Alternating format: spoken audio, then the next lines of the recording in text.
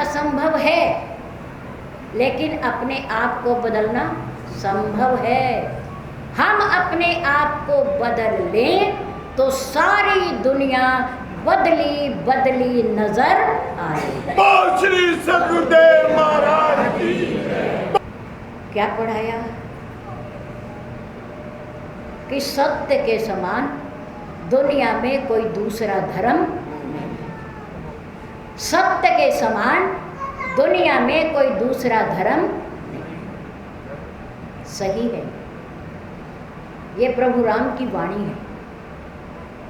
धर्म न दूसर सत्य समाना, आगम निगम पुराण बखाना। कौन कौन कहता है कि सत्य के समान कोई दूसरा धर्म नहीं? कौन कहता है? आगम वेद कहते हैं, निगम पुराण कहते हैं, शास्त्र कहते हैं, उपनिषद कहते हैं, श्री रामचरितमानस कहती है, श्री गीता कहती है, श्रीमद् भागवत कहती है। क्या कहती है? धर्म न दूसर सत्य समाना, आगम निगम पुराण बखाना। पाठ पढ़ा दिया और कहा कि याद करके आना, हम कल सुनेंगे इस पाठ को। अगले दिन कक्षा का समय हो गया, सब विद्यार्थी बैठ गए। द्रोणाचार्य जी ने प्रश्न किया, हमने कल एक पाठ पढ़ाया था, वो आपको याद है? पाठ बड़ा आसान था कि सत्य के समान कोई दूसरा धर्म नहीं। एक पंक्ति का पाठ था, सबने खड़े होकर के बारी बारी से सुना दिया। कौरवों ने सुना दिया, दूसरे विद्यार्थियों ने सुना दिया, पांचों पांडवों में से 4 पांडवों ने सुना दिया। लेकिन जब युधिष्ठिर की बारी आई तो उन्होंने अपना मुख नीचे कर लिया, सिर नीचे कर लिया, क्योंकि पाठ याद नहीं था। गुरुदेव ने कहा, धर्मराज युधिष्ठिर, इतना आसान पाठ सबने सुना दिया, तुम्हारे चारों भाइयों ने सुना दिया, कौरवों ने सुना दिया, क्या तुम्हें याद नहीं हुआ? एक लाइन का पाठ। धर्मराज युधिष्ठिर ने कहा, नहीं गुरुदेव, याद नहीं हुआ, याद नहीं हुआ, चलो बैठ जाओ, कल याद करके आना। अच्छा जी। अगले दिन फिर कक्षा लगी, पूछा, धर्मराज आज पाठ याद हो गया? युधिष्ठिर खड़े हो गए, हाँ बोलो, पाठ याद हो गया, बोलो बोलो मैंने क्या पढ़ाया था? आपने पढ़ाया था कि धर्म के समान दुनिया में, सत्य के समान दुनिया में कोई दूसरा धर्म नहीं। तो ये एक पंक्ति तुम्हें 2 दिन में याद हुई, 1 दिन में याद नहीं कर पाई, तुम्हारी याददाश्त इतनी कमजोर है। युधिष्ठिर ने कहा, नहीं गुरुदेव, मैं केवल शब्दों के द्वारा आपको पाठ नहीं सुनाना चाहता, केवल शब्दों के द्वारा उच्चारण करके मैं आपको पाठ नहीं सुनाना चाहता। मैं चाहता हूँ कि आपके दिए हुए पाठ का, उपदेश का जब तक मेरे जीवन पर वो उतर ना जाए, प्रभाव ना हो जाए, तब तक मुझे याद नहीं होगा, नहीं होगा। अब मैंने संकल्प कर लिया है, मैंने व्रत ले लिया है कि मैं जीवन में कभी झूठ नहीं बोलूँगा, सत्य भाषण करूँगा। कितनी भी मुसीबत हो, कितनी भी परिस्थिति प्रतिकूल हो, कितनी बड़ी परेशानी हो, पर मैं जीवन में कभी झूठ नहीं बोला, और नहीं बोला, नहीं बोला। हमने कल आपको एक प्रार्थना बताई थी। हम इस लायक तो नहीं हैं कि हम द्रोणाचार्य की तरह खड़े होकर के आपसे प्रश्न पूछें, लेकिन फिर भी हमारा कर्तव्य बनता है, हमारा अधिकार है कि हम आपसे पूछ सकते हैं कि रात्रि में सोने से पहले भगवान को याद किसने किया, प्रार्थना किसने की। नहीं की कोई बात नहीं, आज कर लेना, आज कर लेना, पर झूठ ना बोलना, झूठ ना बोलना। झूठ का पाप बहुत बड़ा पाप है, जिसकी माफी भगवान शंकर भी नहीं दे सकते। सती ने जीवन में एक बार झूठ बोला और उसका फल कितना बड़ा भोगना पड़ा, दूसरा जन्म लेना पड़ा, बहुत बड़ी तपस्या करनी पड़ी, परीक्षा देनी पड़ी, तब जाकर के कहीं भोलेनाथ मिले। एक झूठ नहीं बोलना चाहिए, अपने लिए तो बोलना ही नहीं चाहिए, बोलना ही नहीं चाहिए। कबीरदास जी चरखा काट रहे अपने आंगन में बैठकर, उधर से एक व्यक्ति भागा हुआ आया और कहने लगा, मुझे बचा लो, मुझे बचा लो, मेरे पीछे एक आदमी मुझे मारने को है। कबीरदास जी ने कहा, मेरी गाय के लिए उस कमरे में भूस है, जा छिप जा उस भूस में।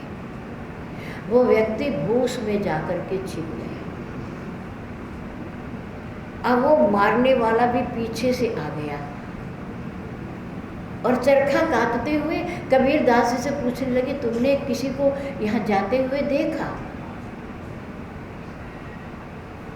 कबीरदास जी ने कहा, होगा कहीं छिपा हुआ। अब उसने कहा, ये तो सही बात बताने का नहीं, ये फक्कड़ आदमी है, फकीर आदमी है, इससे बहस क्या करो। वो आदमी आगे चला गया और जो भूस में छिपा हुआ व्यक्ति था वो निकल के बाहर आया। उसने कहा, ये कैसा महात्मा है, मैंने इसकी शरण ली, मैंने अपनी रक्षा के लिए इसे कहा, अगर वो व्यक्ति आगे ना भागता तो मैं तो आज मर गया था। बताओ भाई, इतना सत्य बोलने की जरूरत क्या थी? आया और कहने लगा, महात्मा जी, अब तो पता नहीं मैं कैसे बच गया, मेरे कर्म अच्छे थे, मैं बच गया, और नहीं तो आपकी सच्चाई ने तो मुझे मरवा दिया था। महात्मा ने कहा, कबीरदास जी ने, तो क्या तूने बचना था या मरना था? तो क्या मैं तेरे लिए झूठ बोलूं? मैं जब अपने लिए झूठ नहीं बोलता, बेईमानी नहीं करता, तो मैं तेरे लिए झूठ बोलूंगा? तुझे मरना है या बचना है तो ईश्वर जाने, मैं नहीं जानता। तुमने कहा मुझे मारने वाला आ रहा है, मैंने कहा छिप जा भूस में, और तेरा क्या करता मैं? अब वो आया, उसने पूछा कोई आदमी देखा, मैंने कहा कहीं छिपा होगा, इतना ही तो कहा मैं। पर मैं तेरे लिए झूठ क्यों बोलता? मैं झूठ का पाप अपने सिर क्यों लेता? तुझे बचना है सो तू बच गए, अगर बचना ना होता तो वो इस कमरे के अंदर भी आ जाता और तुझे खोज लेता। कबीरदास जी ने जीवन में कभी झूठ नहीं बोला और सच्चाई का सहारा लिया। जितना सूत काटा और जितने में परिवार का गुजारा हो जाए उतने पैसे लिए, बाकी घर वापिस आ गए। महान पुरुष, ऐसे महान पुरुषों का जीवन शास्त्रों में लिखा जाता है और युगों युगों तक याद किया जाता है। सच्चाई के समान कोई धर्म नहीं है। धर्म की जय हो। असंभव, दुनिया को बदलना असंभव है, पर अपने आप को बदलना संभव है। हम बदल जाएं, सब बदल जाएं। और बड़े बड़े दुखों में भी सुख के छोटे छोटे कण छिपे रहते हैं। बड़े बड़े दुखों में भी सुखों के छोटे छोटे कण छिपे रहते हैं। घबराना नहीं चाहिए। उन दुखों में सुख खोजने की कला आनी चाहिए, कला आनी चाहिए। एक भिखारी प्रतिदिन बांके बिहारी जी के मंदिर के पास आकर के बैठता है और लोग वहां से निकलते हैं। कोई पैसा डाल दे वो तब भी खुश है और ना डाले तब भी खुश है। एक सेठ वहां से रोज निकलता है। एक दिन उसने कहा, देखो ये भीख मांग रहा है, भिखारी है और अपाहिज भी है, इसके एक पैर भी नहीं है, और फिर भी कोई दे जाए तो भी खुश है और ना दे जाए तो भी खुश है। सेठ ने कहा, हमारे पास तो बहुत कुछ है, फिर हम दुखी भी होते हैं, सुखी भी होते हैं, हम हंसते भी हैं, रोते भी हैं, लेकिन ये खुश क्यों है? इससे ये राज को जानना जरूरी, आवश्यक है, बहुत जरूरी है। एक दिन सेठ रुके, पूछा, सुनो भाई, कुछ पूछूं आपसे? भिखारी ने कहा, पूछो। मेरे से? पूछो। हाँ, देखो भाई, तुम भिखारी हो, हाँ, और तुम अपाहिज भी हो, तुम्हारा एक पैर भी नहीं है, हाँ ये भी है, पर फिर भी तुम खुश हो, फिर भी प्रसन्न रहते हो। कोई दे जाए तो ठीक है, ना दे जाए तो ठीक है, उठ करके चले जाते हो। भिखारी ने कहा, हाँ बिल्कुल ठीक है, तुम्हारी इस खुशी का राज क्या है? भिखारी ने कहा, देखो सेठ, जो मुझे नहीं मिला, जो मुझे दुनिया में आकर के नहीं मिला, उसके लिए मैं कभी परमात्मा से शिकायत,